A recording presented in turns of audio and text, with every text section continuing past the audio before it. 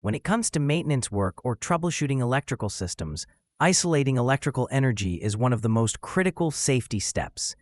Before we touch any part of the equipment, we must make sure that there's absolutely no chance for the power to return unexpectedly. This process is called energy isolation, and it's a key part of what we know as the lockout-tagout procedure, or simply LOTO. Sometimes we have a miniature circuit breaker, or MCB, inside a panel.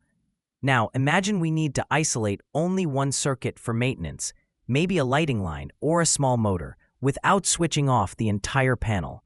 In this case, we use special lockout accessories designed specifically for MCBs. These are small, lightweight devices that fit directly on the switch lever of the breaker.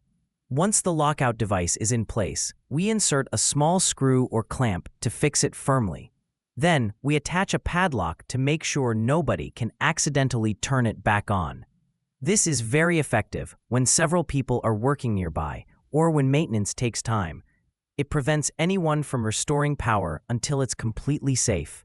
What's really good about these lockout tools is that they're simple and quick to install. You don't need to remove wires or open the breaker. You just fit it, lock it, and you're done. It's a small step, but it can literally prevent an accident or even save a life. Now let's talk about larger breakers, such as MCCBs, molded case circuit breakers. These are usually found in main panels or distribution boards where higher currents are involved. Because of their size and design, they require bigger and more robust lockout devices. For MCCBs, the procedure is quite similar, but the accessory itself is usually designed to match the breaker handle. We position the lockout device around the switch handle, secure it in place, and again use a padlock to ensure it stays in the off position. This prevents anyone from resetting or re-energizing the circuit during maintenance. After locking, we must also attach a tagout label. This is a very important step. The tag includes key information such as the name of the person who performed the isolation, the date and time of the isolation, the reason for the lockout, like motor maintenance or panel inspection. This tag communicates clearly to everyone that the breaker is locked for safety reasons, and only the authorized person can remove the lock and restore power. Another important point when we talk about lockout safety is the lock itself. Each isolation lock should have a unique key and a serial number printed both on the lock and on its key.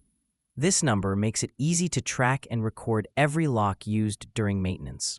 For example, when a technician isolates a piece of equipment, the lock number is written down in the isolation register or lockout logbook.